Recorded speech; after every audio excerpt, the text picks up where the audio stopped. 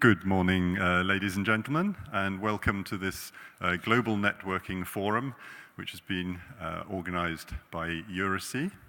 And the title of this forum is Bridging Space and Society, Strategies of Space Agencies to Foster the Uptake of Satellite-Based Services.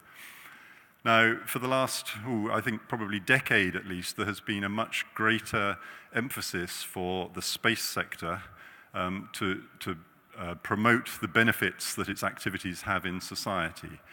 IAC, for those of you who don't know IAC or have never heard of it, is an organization which is actually an association of mainly space agencies whose aim is to bridge space and society. And we do that mainly in the European sector. We look a little bit outside of the normal European borders. But for the last 10 years, we have been active in trying to get the message across from the space sector into society about how space can bring these benefits.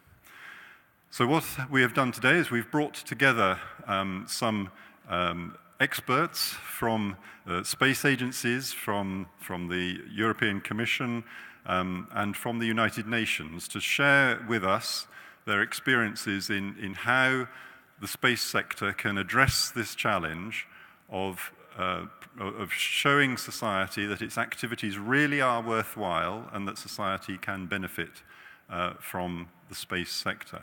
And of course, at a meeting like this, the International Astronautical Congress, we have mainly people who are very much interested in the upstream space sector. But with this change in the last years, I think all space agencies have to think much more carefully about how they address the needs of their citizens in their own countries. So I will, without further ado then, I think we will start our session today with our contribution from Mr. Naoto Matsuura from JAXA, and he is the Senior Chief Officer of Satellite Applications from JAXA.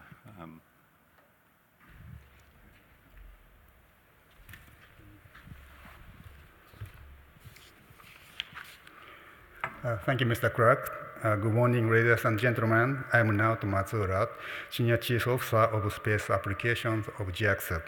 I am honored to represent JAXA in this roundtable discussion along with distinguished representative. First of all, I'd like to introduce how satellite contributing Japanese society. The most successful case is disaster monitoring. So do you need that? How can it? Oh, next book. Oh, that's right. This is only show the CO2 concentration and very hot land surface this August, and the lower side is heavy rain in Japan and also the flood suffering area. That's the only image one. And then the Japan is one of the countries most affected by national disasters. Especially this summer is a quite severe condition. We have the many typhoons and landslide and earthquakes. To minimize damages caused by the different national disasters is our urgent issue. Earth observation satellite data is necessary for various situations. For example, rainfall prediction to prepare against typhoon damages, understanding of disaster situation caused by volcano, earthquake, and landslide, and formulating of its countermeasure plans. We have been closely cooperating with disaster specialists and disaster management division in governments and administrations. We provide satellite data and information generated its data. As a result, satellite established its role as a social infrastructure for disaster monitoring in Japan. This just shows one of the examples of the volcano monitoring using synthetic aperture radar. The disaster management organization is issue using this data warning to the public. That's one of the good examples. And we have another good practice for disaster prevention using same synthetic aperture radar technologies. Private sectors are establishing a method to use satellite data for monitoring land subsidence of social infrastructures like river bank and port facilities. And then next example, to reduce the flood and wind damage, it's important to cooperate with meteorological agencies. These agencies are using our satellite data for weather forecast, for example, 3D structure, precipitation data, and marine area data, where the area not covered by ground radars. This 3D image is seasonal rain front accompanying a record-breaking heavy rain over western Japan. It was obtained in this July by a US-Japan Joint Earth Observation Mission, so-called GPM. Japan Meteorological Agency reported this GPM data was used for improving the accuracy of meteorological prediction. Furthermore, we are releasing integrated data of GPM and other Japanese satellite, US and European meteorological satellites through our website, Global Rainfall Watch, so-called GS map. It's used for not only weather forecast, but also flood control and irrigation management. And, sorry, that movie does not move like this. This is a 3D image like this. Heavy rain covers the western part of Japan like this. And I skip this. And then I'd like to introduce JAXA's new program launched this May. It is JSPARC, JAXA Space Innovation through Partnership and Cooperation. This program is not limited to space satellite utilization. JSPARC aims to foster space business incorporate with private sectors as a partnership. JAXA opens dialogues with private sectors who plan to develop space businesses. Then we, JAXA and the private sectors, consider the business concept and conduct technology development and demonstration as a partner. JAXA aims that space technologies become firmly established as a business by commercialization through with the private sector. Currently, the main theme is International Space Station Utilization, second part of this chart. But I expect many private sectors participate in JSPARC in the field of satellite utilization.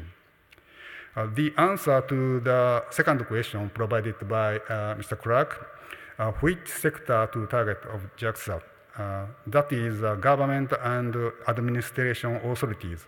JAXA promotes program for utilization of space for tackling with global challenges and realization of safe and affordable society, defined in Japan's basic plan in space policy. JAXA's midterm plan for 7 years started this year. We set main agendas to be addressed for disaster risk reduction and climate change observation. Global change like disaster risk reduction and climate changes are promoted mainly by the national government.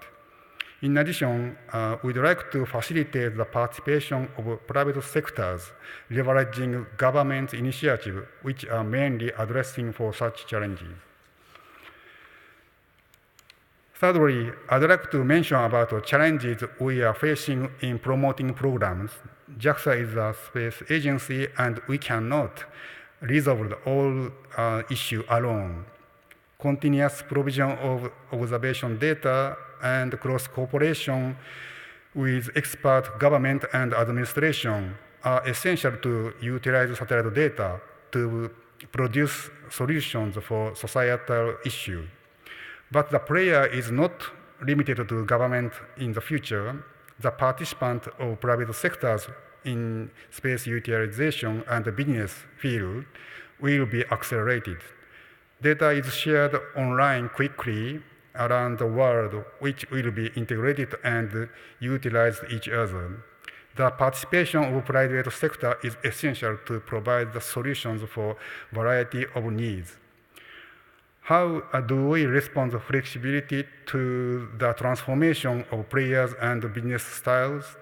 How should we utilize satellite data and provide data continuously necessary for humans' common challenges, such as the Paris Agreement, SDGs. To find the answer to these questions is JAXA challenges. Thank you very much for attention.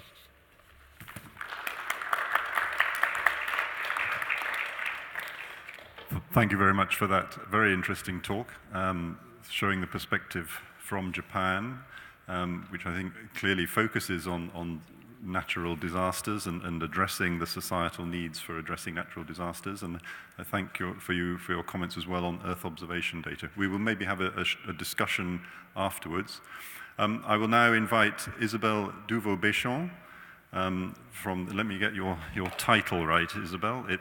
You're the head, no, you can put up your slide. You're in the strategy department for the European Space Agency. Thank you. Thank you, Toby. Good morning to all. Indeed, at ESA, I'm the head of the Member States Relations and Partnerships Office.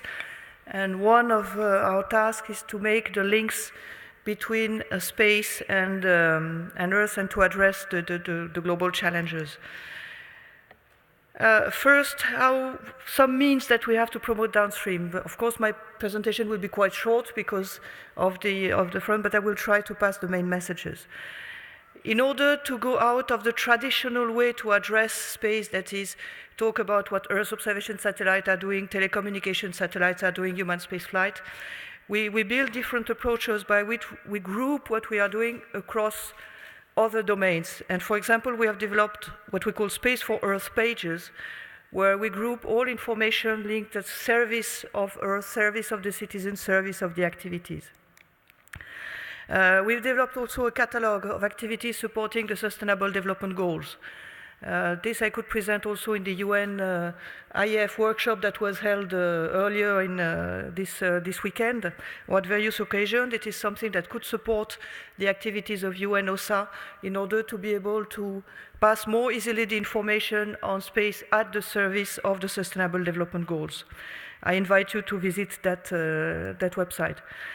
Our programs also are doing this type of promotion downstream. For example, Earth observation, they have developed a series of thematic exploitation platforms on topics like hydrology, polar, coastal, forestry, of others, which is also a way to address society and the societal needs.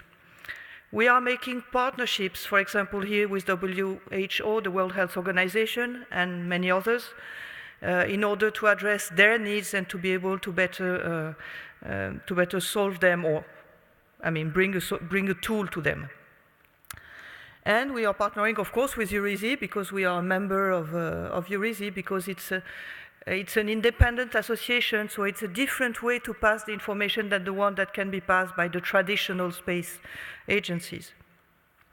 Now, how do we define the priorities of the challenges to be addressed? Because there are many priorities, there are many themes. First priority is then the angle of the theme. On the Space for Earth pages I mentioned, we have themes like health, energy, sustainable development, and migration. So it's a way to be have a bit more categories. We are addressing via the catalog and via the page on sustainable development what can be done via sustainable development goals. If you access the catalog, you will be able to search by SDG and by target of the SDG. So that you can, if you are interested in a specific theme, you can find more easily the information of what space can bring on that field. There are two ways we can support the SDG. One is by monitoring the indicators. A lot of what Earth observation is doing is able to measure the indicators. But the other way is also by supporting achieving the targets, because it's good to know what is the level of development, or the level, if it's better if you can help also achieving the targets. So these are the two ways by which space projects can help. And to give another example from our programs, this is a categorization that is used by integrated application and telecommunication applications, where they are defined a certain number of category and thematics, and by clicking on any of them on the website, you can find relevant projects linked to food and agriculture, finance, safety and security, and much more. There is another approach that we have, which is the approach by region. Because in some cases, what is of interest to a potential user is to address the regional challenges that they are facing. And the approach by region, we address it upon our member state requests. If our member states are interested by facing the challenge of a certain region, then we will build something to support them.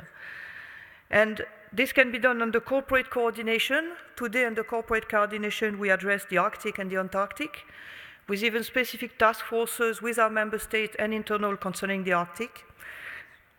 We have also one with the Atlantic, following request of some of our member states of the Atlantic area, namely Portugal and Ireland. We address the Alps, following initial requests by Switzerland and Austria. We addressed maritime, which will cover other topics than the Atlantic at the request of Greece. We address Africa at the request of some of our member states that are supporting Africa and African states, and that would like that we discuss together on how we can better make known and support their partners in Africa and development in Africa. These are the corporate coordinated activities that are coordinated in my office. And there are also a certain number of initiatives that are developed by the directorates, so for a given area in Asia, Black Sea, Baltic, America, that can later become a corporate initiative if it is felt interesting. Last element is give you an idea of the main challenges we are facing for this activity. First one is that, as mentioned, we are trying to make the link between space experts and ground users. We have to explain what already exists, what is already embedded into the everyday life as a starter. We have to be able to speak the same language, to meet them, to identify their needs, to translate them into space projects if there are capacity gaps that have been identified. And it is something that takes some time because we are two different communities and difficult sometimes to talk together. It improves, but it can improve more. Another challenge is to make evident or to pass the message that the use of space asset or product can be simple. These are just tools, as I used to say. It's not the solution to everything. It's not something magical. It's not something. It can be expensive to develop it. If you bring it at the level of the number of citizens, it is relatively low. But still, it is a tool that can be used if you know it exists and if you know how to use it. Third challenge, it's addressing the non-space policies. Energy policy, transport policy, education policy, development policy. You name it. All those policies can be supported by space. In some cases they are, in some cases they are not. So one of the challenges is to be able to address that and find the right interfaces to be able to address it. And the last one I would like to mention is support those able to pass the message. We are not alone. Many others can do it and do it, trying to build up together so that the message that is passed is the help of space and not the help of ESA space or another space. It's building together so that space and the use of space will be as natural as any other use. And you already use it without knowing it, maybe, but still to be able to go a bit further there. Thank you.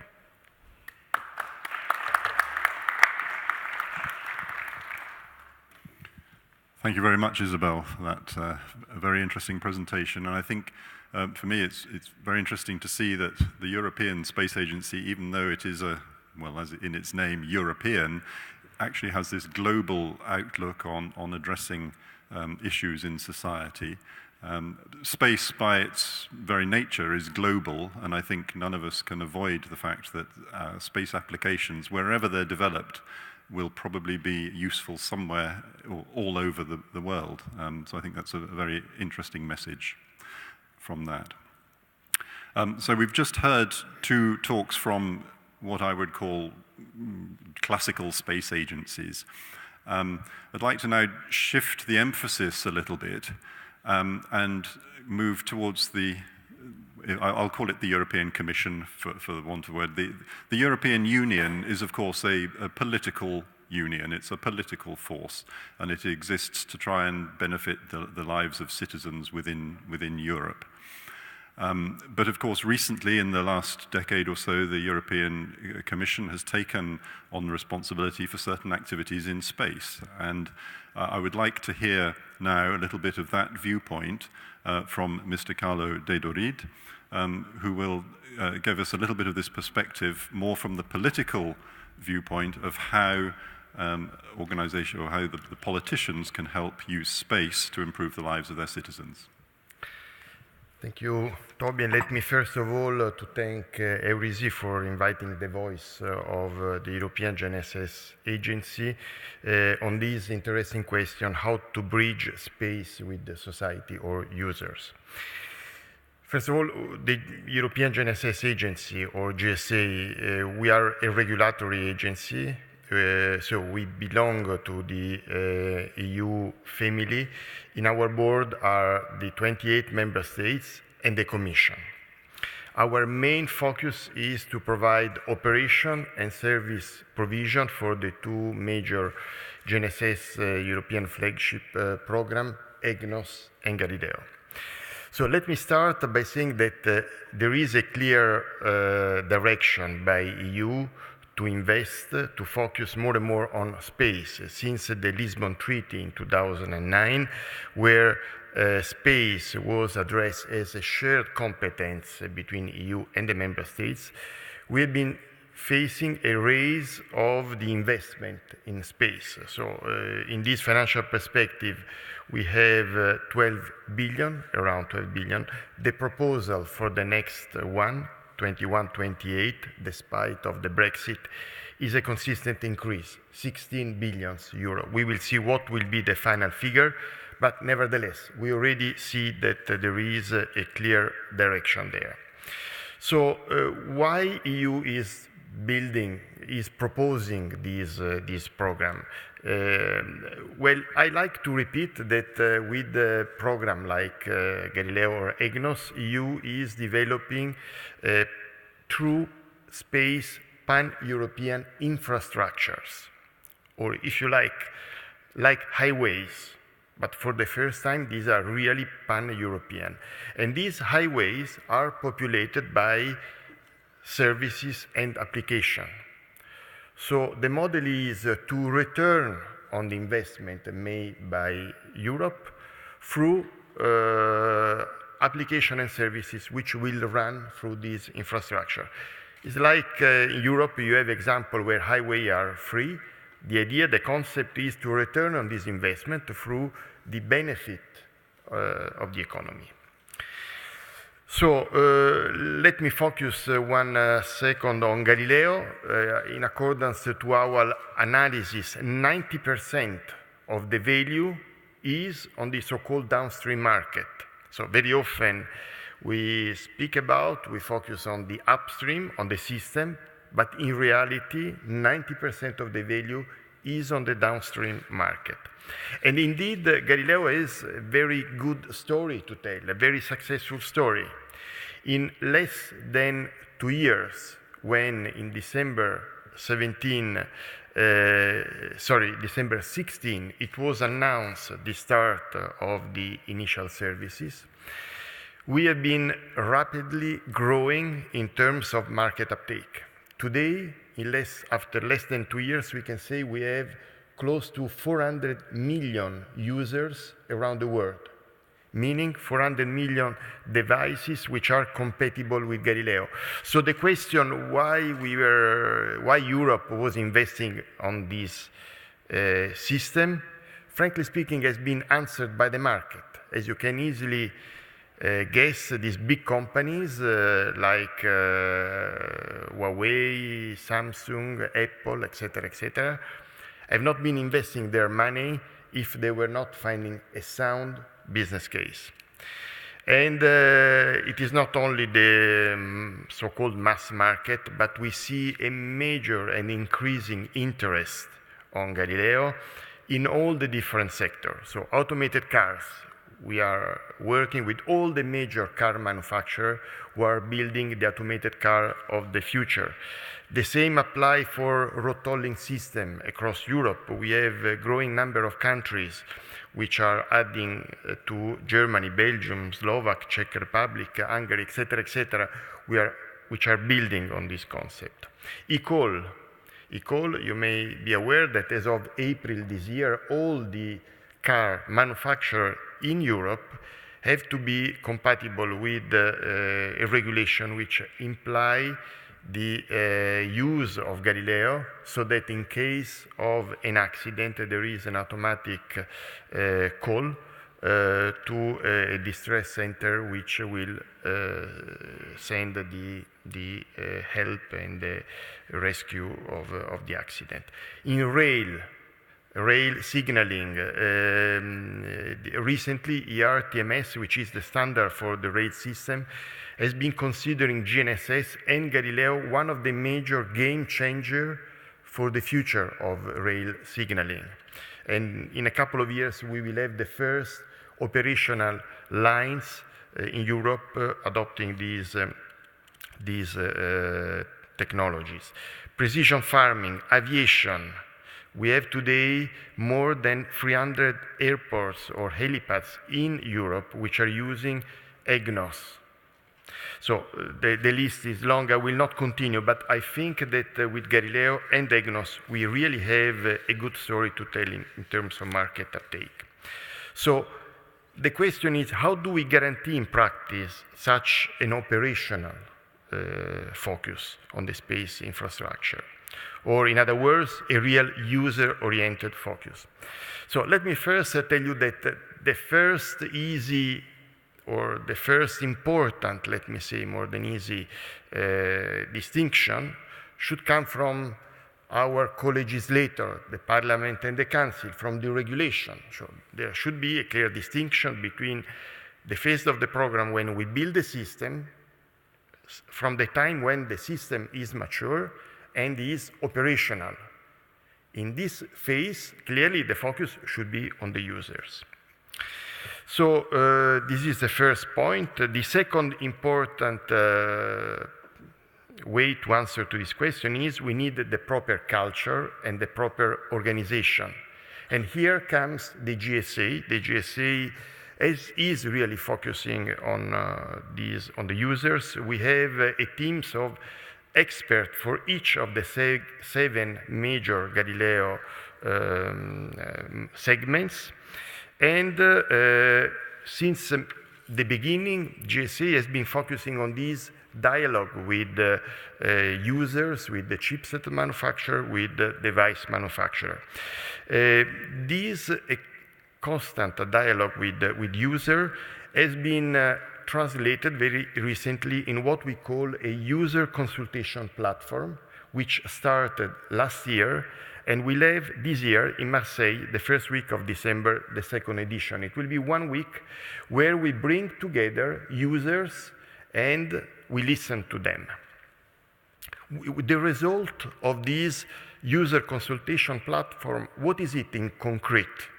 In concrete, it is the development of user requirement document per segment. So we develop this document, which are available on our website, and they are the starting point for the specification of the system. Second is the user satisfaction survey. Every year we have this survey where we address specific questions to the user, and we use this reply for the future ahead. Let me conclude by touching the other question, the challenge to ensure that the benefit justify the cost to the taxpayer. 2 quick points. We already mentioned the user-oriented program.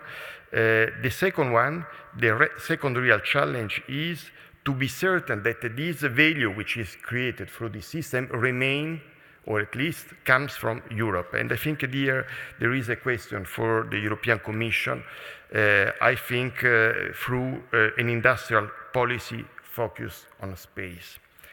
I don't have much time, so I close here.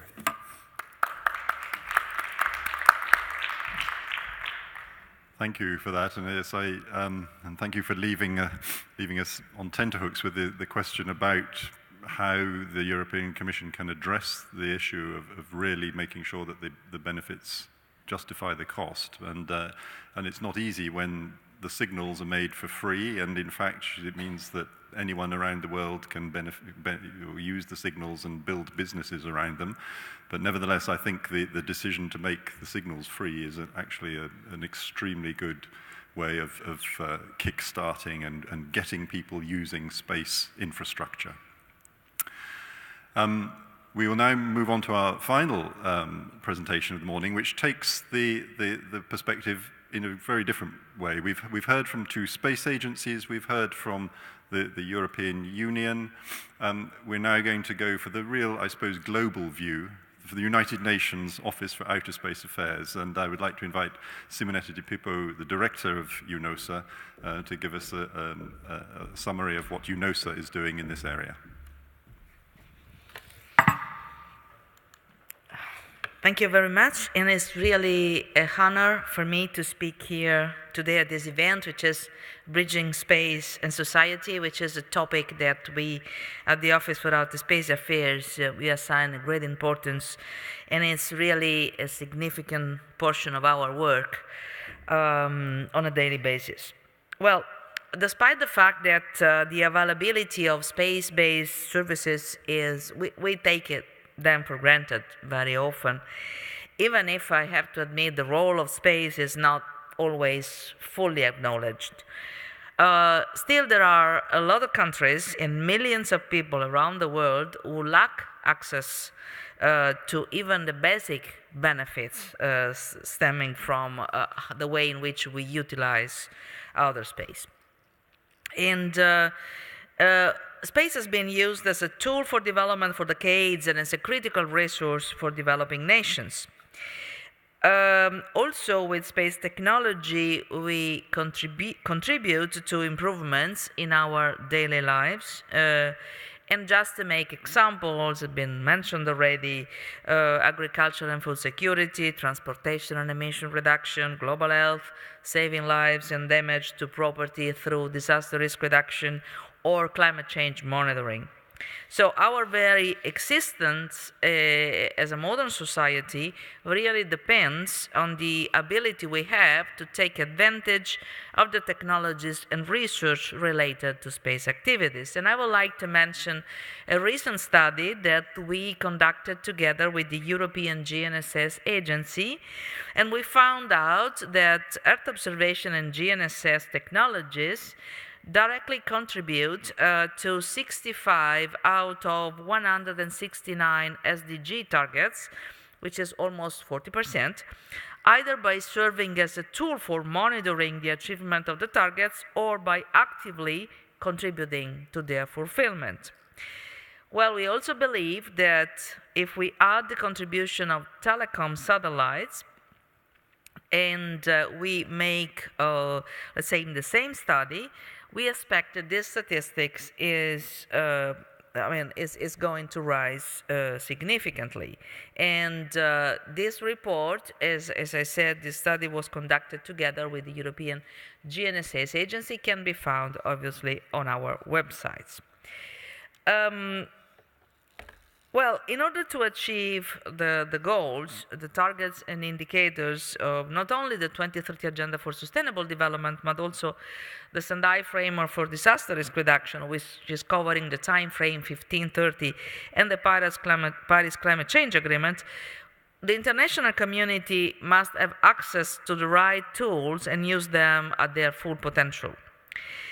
In its role as a capacity builder, UNOSA conducts dedicated activities to provide all UN member states, with special focus on developing countries, the opportunity to build their unique capabilities in the space domain to enhance the use of space science, technology, and applications for sustainable development.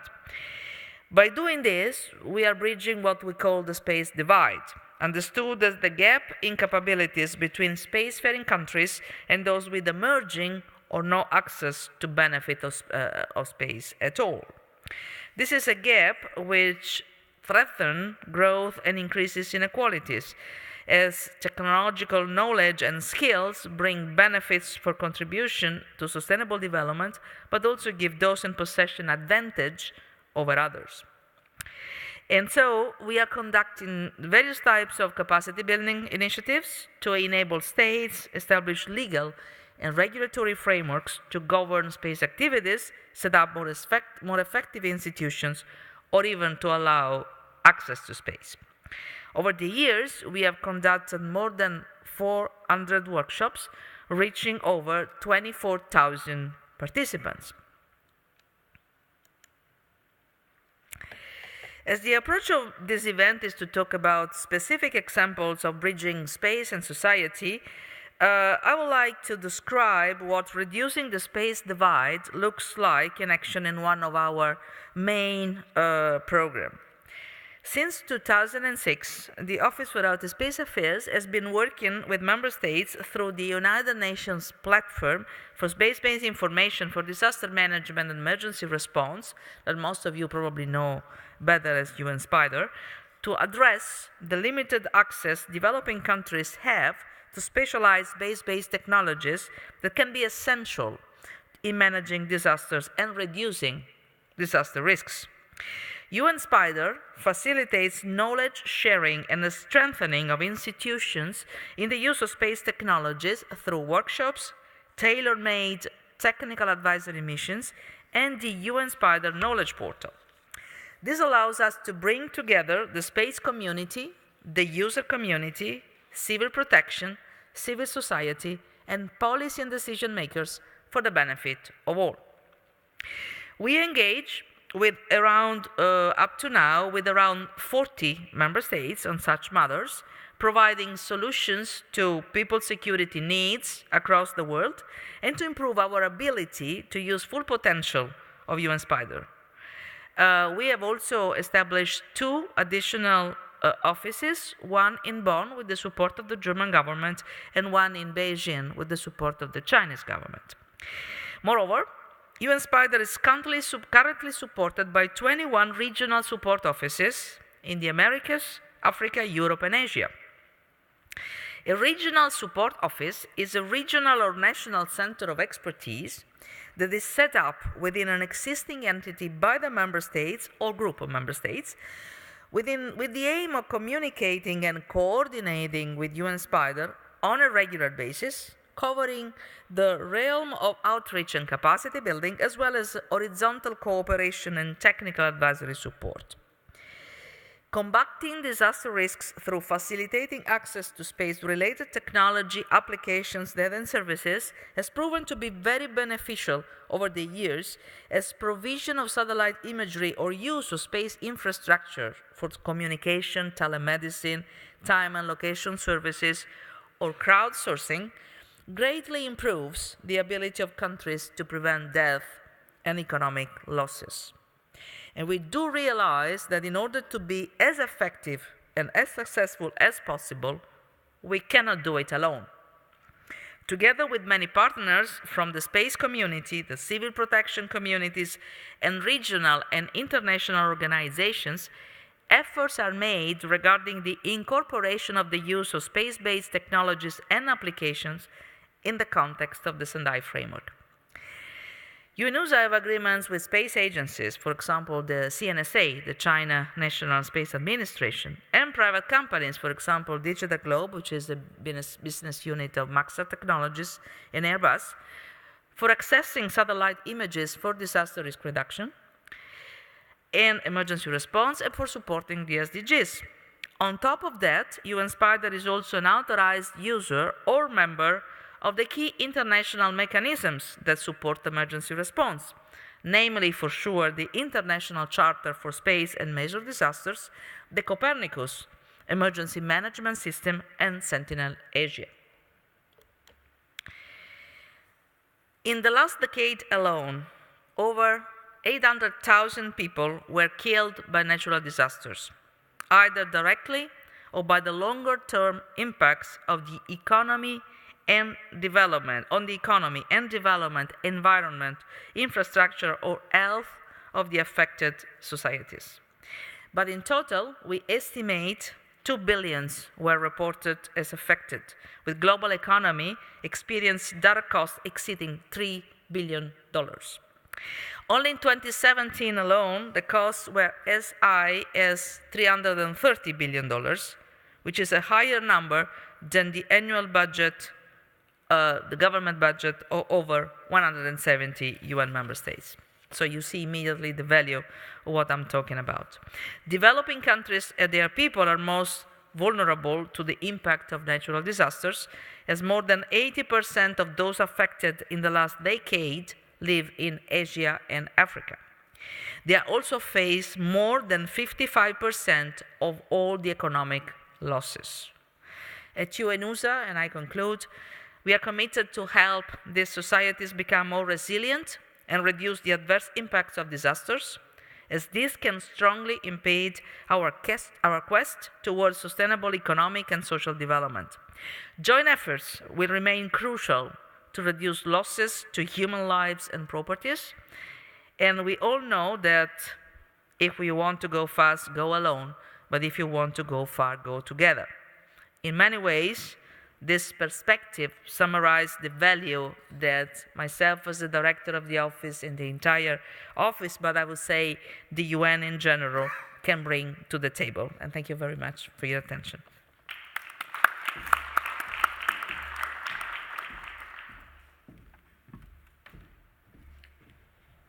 Good. Thank you very much, Simonetta, for that very thought-provoking talk. And I'm left thinking, hearing those 4 talks, it, I think, really underlines to me, and I hope to you in the audience, how important space is for solving or helping to solve societal problems on the Earth. Actually, in many instances, space itself or space applications will not solve problems. It's bringing space applications together with other ground-based applications, using the infrastructure wisely and properly, that is what brings the benefits.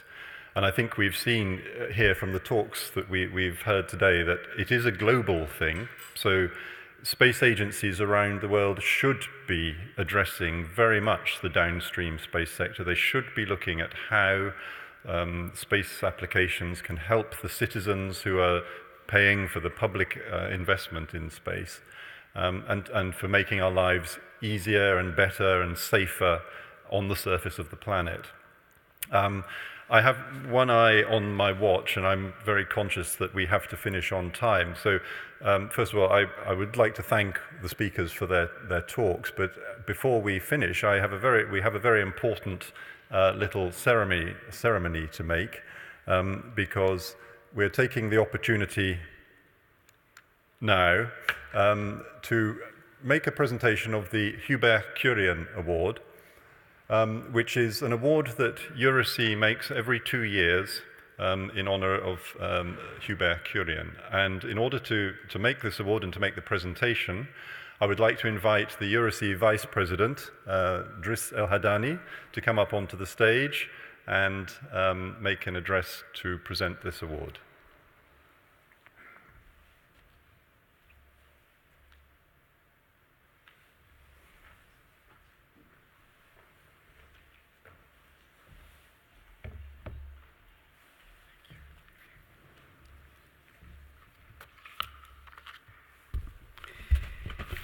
Thank you, Toby, for giving me this opportunity to address this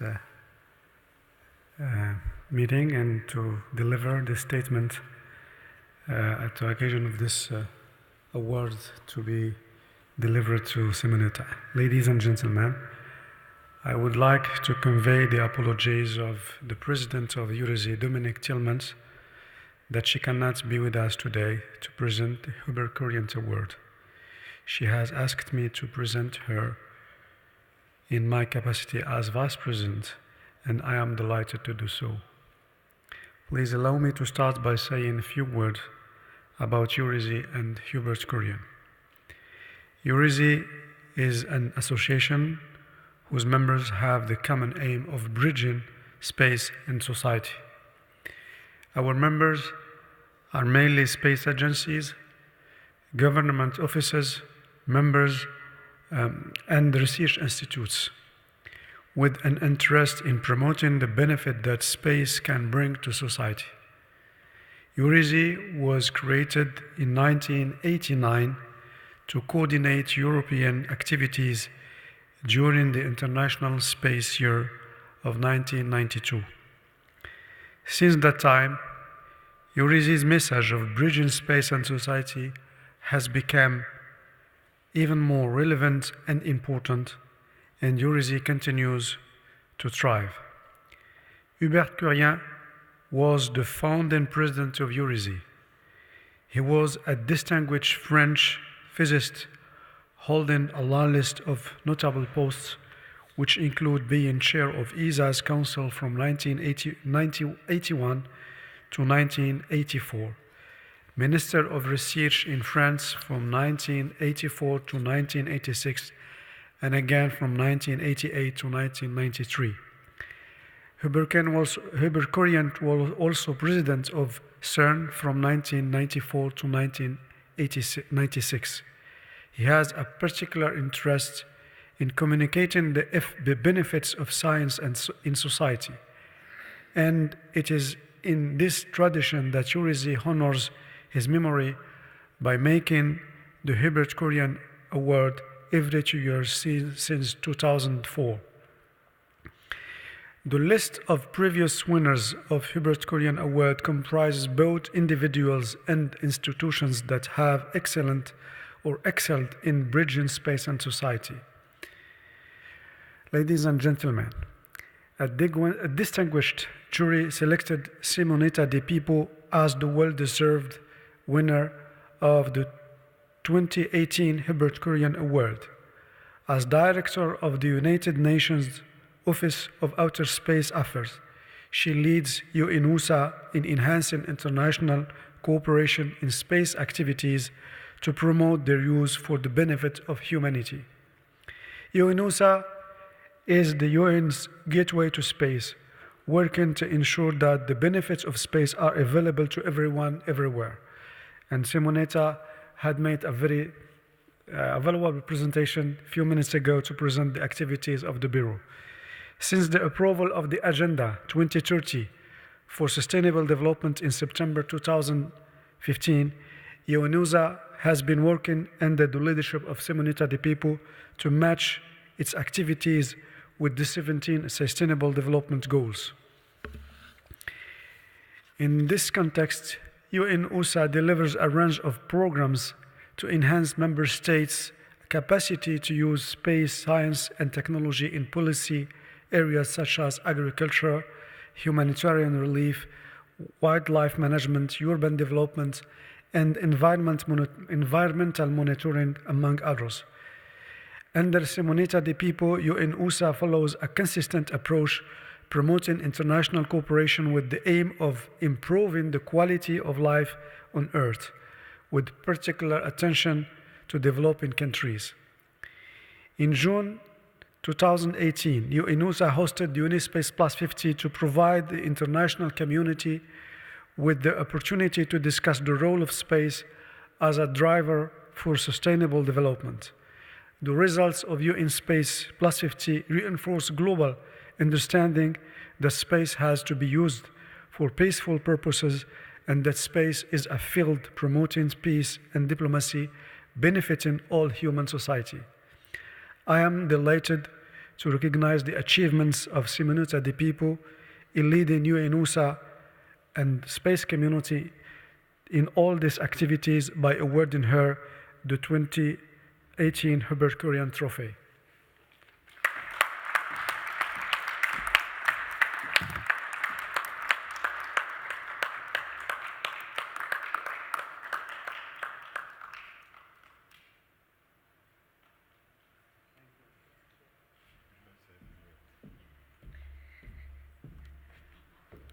Well, thank you very much. I mean, it's always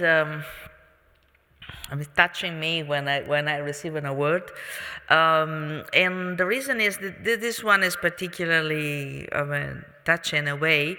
First of all, because